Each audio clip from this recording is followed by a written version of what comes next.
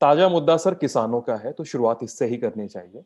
किसान और सरकार में 5 दौर की बातचीत हो चुकी है ऑलरेडी। प्रदर्शन शुरू होने के बाद भी 3 बार लंबी बैठकें हो गई हैं।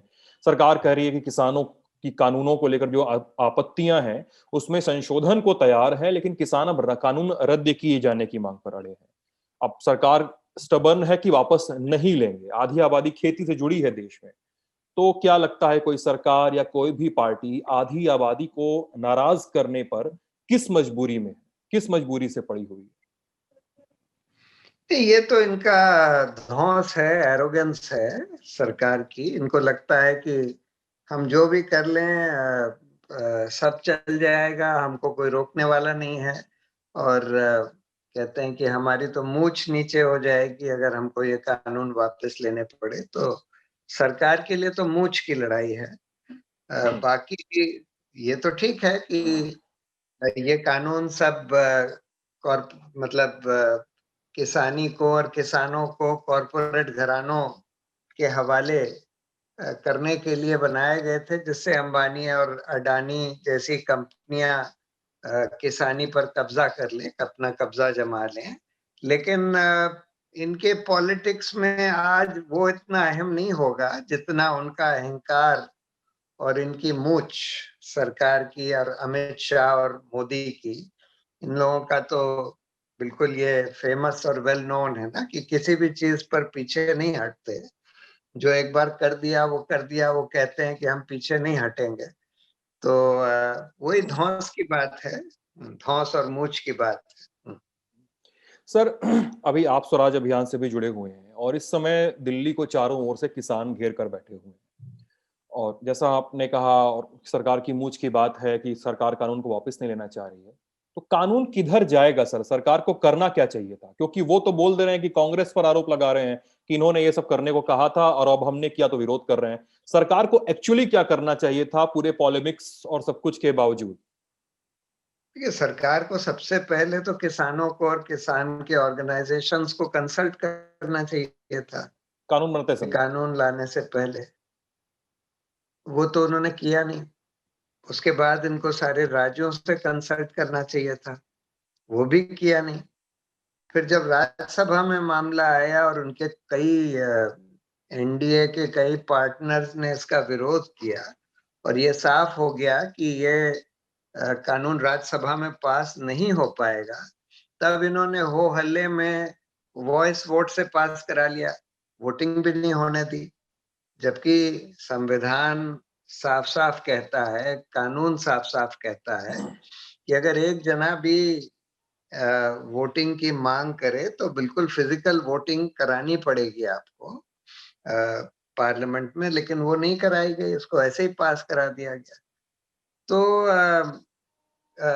ये तो सारी गलतियां सरकार कर चुकी है और अब भुगत रहे हैं, क्योंकि इन्होंने ये कभी नहीं एंटिसिपेट किया था कि ये जो पंजाब के किसान हैं इतनी मजबूती से और इतनी दृढ़ता से इसमें बैठ जाएंगे और बिल्कुल पीछे नहीं हटेंगे। ये इन्होंने एंटिसिपेट नहीं किया था, क्योंकि शायद ये लोग पंजाबी किसानों का और खासकर सिख किसानों का जो जज्बा है उसको नहीं समझते। सर, कानूनी रेमेडी क्या है अभी किसानों के पास? मतलब देश की राजधानी को कितने दिनों तक सील बंद करके रखा जा सकता है? एक कानूनी रास्ता क्या होगा इनके पास किसानों के लिए?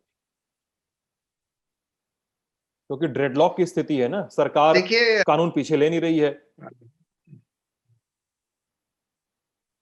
नहीं लेना पड़ेगा सरकार को, आखिर में तो लेना पड़ेगा, क्योंकि सिर्फ ये जो सिंघू बॉर्डर या टिकरी बॉर्डर पर जो किसान बैठे हैं, जो 30-40 किलोमीटर लंबी कतार वहां लगी है, सिर्फ उसकी बात नहीं है। देखिए, हर रोज इनका समर्थन बढ़ रहा है।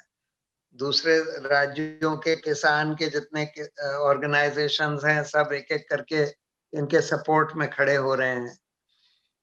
यहाँ सारी ऑपोजिशन पार्टियों ने समर्थन दे दिया है, भारत बंद का भी समर्थन दे दिया है कल जो है।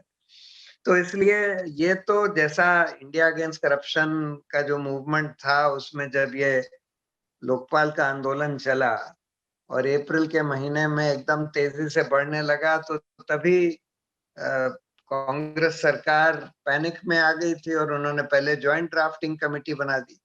फिर अगस्त के महीने में जब अन्ना हजारे को अरेस्ट किया, उसके बाद जब इन्होंने देखा कि इतनी तेजी से समर्थन बढ़ रहा है और फिर जब वो रामलीला मैदान में बैठ गए, उसके बाद तेजी से जब समर्थन बढ़ता हुआ दिखने लगा तो सरकार फिर से पैनिक में आ गई और पार्लियामेंट में उनको वो रेजोल्यूशन पास करना पड़ा कि हम ये कानून, लोकपाल का कानून पास करेंगे। तो मुझे लगता है कि ये तो उससे भी ज्यादा सीरियस मोमेंट है इस देश के लिए, क्योंकि ये किसान जो हैं, जो मैं कल गया था वहां सिंगू बॉर्डर पर और मैंने इनका जज्बा देखा, इनकी तैयारी देखी और इनकी बिल्कुल साफ राय सुनी। ये लोग सिर्फ रिपील चाहते हैं, कोई संशोधन वगैरह की बात नहीं कर रहे। देखिए, ये तो सीधी सी बात है, अगर ये कानून फिर से ये लोग राज्यसभा में ले जाते हैं तो किसी हालत में पास नहीं हो सकता।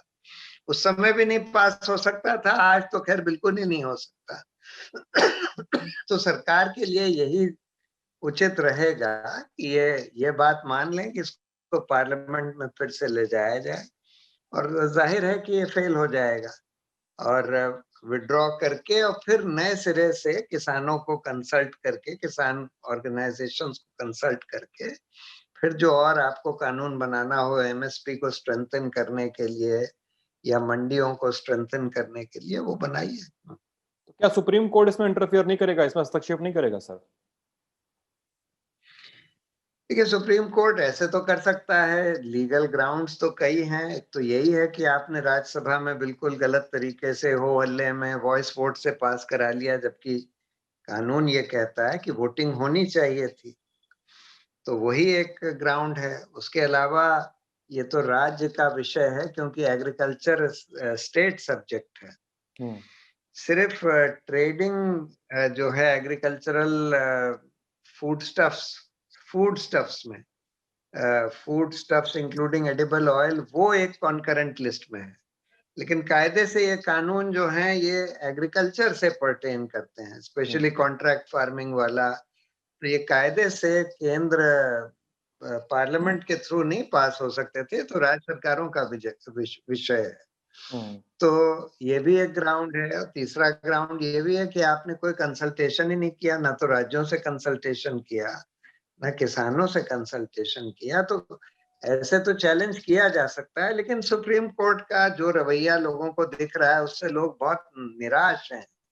और जो सरकार के विरोध में कुछ चैलेंज करना चाहते हैं किसी सरकारी कानून को या किसी सरकारी नीति को या किसी सरकारी फैसले को, वो लोग अब डरने लगे हैं सुप्रीम कोर्ट जाने में, क्योंकि उनको लगता है कि सुप्रीम कोर्ट तो सरकार का ही पक्ष लेगी।